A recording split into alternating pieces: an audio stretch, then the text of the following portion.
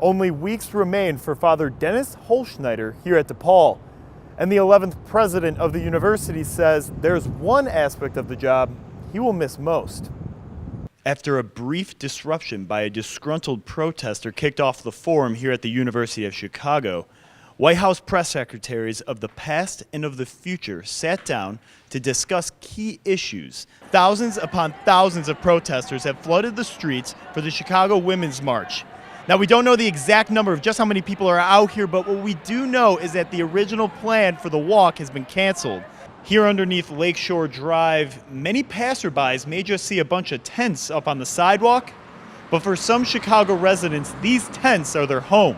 According to DNA Info, residents of poor Chicago neighborhoods like in Inglewood or Austin are more likely to be injured or killed in a house fire than anywhere else in the nation. As free speech debates like this one rage on across the country, Milo Yiannopoulos' influence appears to be growing. All of the Inauguration Day protests have led up to this one. Hundreds have massed outside of Trump Tower to continue to cry voices of dismay over an administration that they consider to be hateful.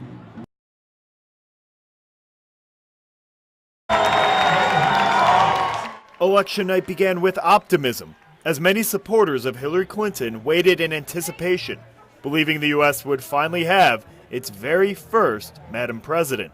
Emotionally, I would think, oh my God, the Cubs won, and we have a women president too. I think that Hillary Clinton understands America, understands the plight of a variety of ethnic groups in this country. She is pro-immigrant. The festivities here at Moe's Cantina in downtown Chicago began with high expectations, but devastation quickly settled in for Hillary Clinton supporters here tonight. As the night developed, key battleground states began to fall in favor of Trump and the Republicans. Ohio, then North Carolina, Florida, Wisconsin, even Pennsylvania, a state that was believed to be solid for Clinton, all fell to Trump. The defeats left many here stunned. It is very difficult looking at this result. It's unbelievable that we are in a situation that we're in right now. I can't believe this is happening. I thought it was going to be a landslide for Hillary. I thought she was going to win, kind of undisputed, but I didn't see this coming at all. Soon, the prospect of a Trump presidency began to sink in for many Clinton supporters. All the offensive things that he said during all of his debates and all the things he said about women and just every minority group, I just can't believe people voted for him. As a Latina transsexual woman, I see it very dark days coming for me, for my community. Despite an impending Trump victory, some still held on to optimism. Long term, I think we can recover from this, and our political system is strong enough that we're not going to be destroyed by a Trump presidency. By the time Hillary Clinton conceded early Wednesday morning, a large portion of supporters at Moe's Cantina had exited the bar before Trump's acceptance speech. And Trump's speech was an historic one for America, just not the historic speech Clinton supporters had in mind. For Good Day DePaul, I'm Dan Beedie. For many Chicagoans forced to live on the street, a viaduct is their last option for protection from the harsh weather. And conditions inside the viaducts are not ideal. Like a last refuge, It makes us feel like we don't have anything else left but this. Here underneath Lakeshore Drive, many passerbys may just see a bunch of tents up on the sidewalk, but for some Chicago residents, these tents are their home and their community. But nowadays, these residents are fearful. With winter just around the corner, they believe the city of Chicago wants to take their last chance at a home away from them.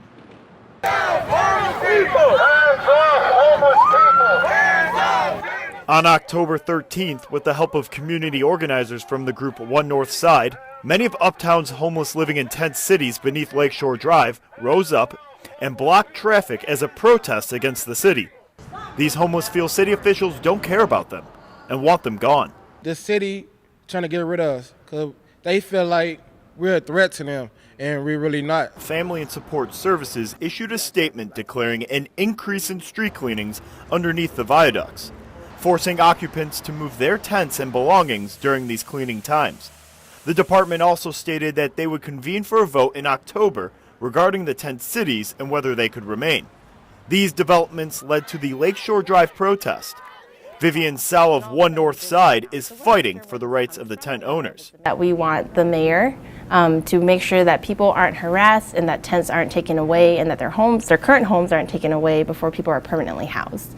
October has passed and the city has not yet made a decision regarding the tent cities. The Chicago Department of Family and Support Services declined an on-camera interview, but they did send a memo to Good Day DePaul stating, "The city is continuing regular weekly cleanings at the viaducts, and consistent with its practice during these cleanings, it will not be taking occupied tents." The protesters appear to have sent a message to City Hall, but for those living underneath the viaducts, they say all they want is a chance to prove themselves. The truth is, we don't really want anybody to give us anything. We just want the chance to work. For Good Day DePaul, I'm Dan Beedie. After Donald Trump's inauguration, many Americans protested in major cities across the country, including Chicago. The day before Trump's inauguration, some Chicagoans boarded buses to Washington, D.C. to attend the protests there. You are the ones, we're the ones, that are going to rock this country, make it ungovernable until we get some justice.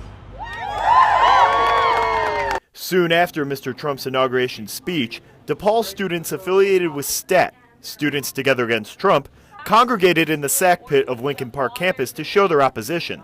The group then marched throughout campus, including the Student Center, where they asked fellow DePaul students to march with them. Join us! Join us! Join us! Join us! Hours later, protesters filled Daley Plaza in the Loop, where DePaul students were among the demonstrators. I think if we sat at home and, didn't do anything about it, I don't think they'd realize the extent to which Trump is going to be detrimental to our society. Protesters soon turned their attention to Chicago's ultimate symbol of the new president, Trump Tower. All of the Inauguration Day protests have led up to this one. Hundreds have massed outside of Trump Tower to continue to cry voices of dismay over an administration that they consider to be hateful. Protests were generally peaceful near Trump Tower. However, one Trump supporter claims he was attacked. When they see a view that they don't like, they get very violent. And tonight I was actually jumped on and attacked by one of them. And the protests did not end at Trump Tower. The following day, women of all different ages, along with men and children, came out to the Chicago Women's March to voice their displeasure at President Trump and to fight for their rights.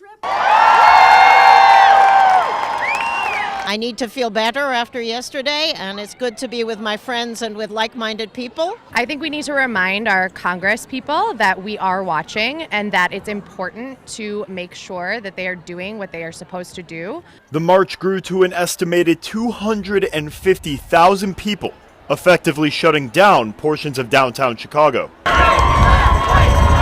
At the protests, many signs proclaimed that Trump was not my president. We refuse to accept his racist bigotry into the streets until justice is served, until he's impeached. We're not going to accept this. Thousands of people across the country took part in similar protests and marches during inauguration weekend. But one question remains. Will these protests lead to any changes in Washington or in President Trump's policies? For Good Day DePaul, I'm Dan Beedie. Please welcome Dr. Esteban and his lovely wife, Josephine. The search is over, and history has been made.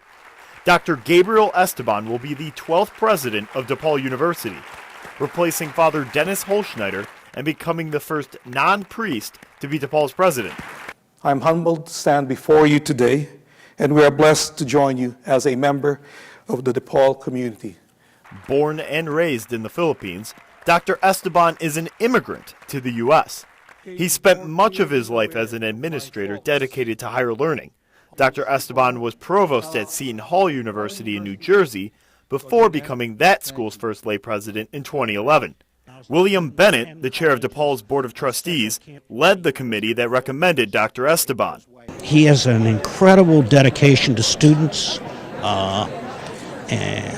He actually at Seton Hall often eats in the cafeteria so he can get to know students. After DePaul's exciting announcement of its brand new president, Dr. Esteban had an opportunity to meet and listen to many students here on DePaul's campus. Students were invited for free food on the second floor of the Lincoln Park Student Center, with some getting the opportunity to talk to the incoming president. Then just a couple of hours later, he spoke with faculty and staff on DePaul's Loop campus. I'm a firm believer in listening to people. You try and get a sense of the culture, the campus, what the priorities are.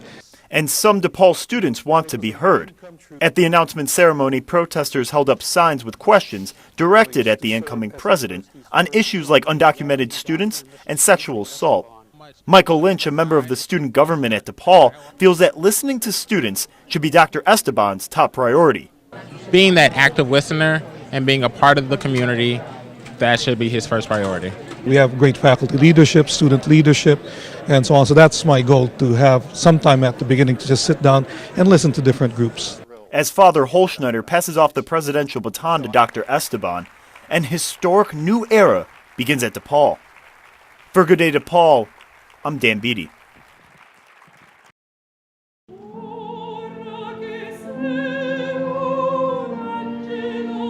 Passion, power, and emotion. Themes that are on full display when students at the DePaul Opera Theater perform some of the most pivotal works in the art form.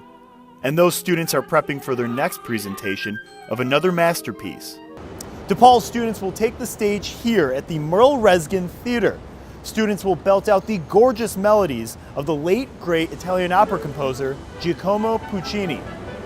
And they're not just performing one show, but two one-act operas that are very distinct and very different. For me, it's double the challenge.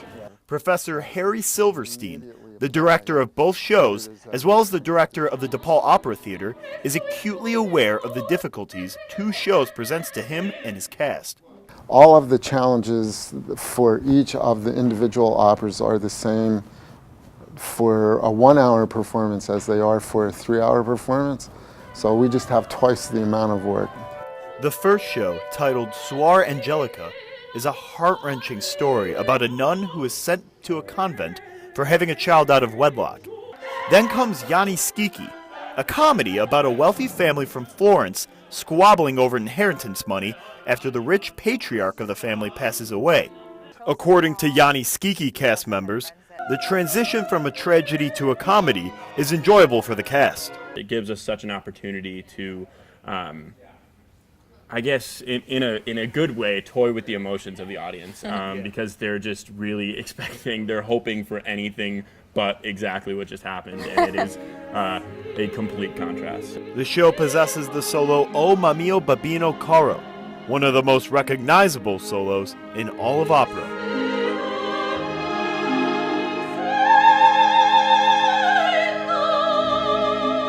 Cast members say Puccini's music connects with the audiences in a unique way. Puccini is one of those composers that when you hear his music, you know exactly what you're supposed to be feeling. He really tugs your heartstrings extremely clearly and very capably. For Good Day DePaul, I'm Dan Beedie.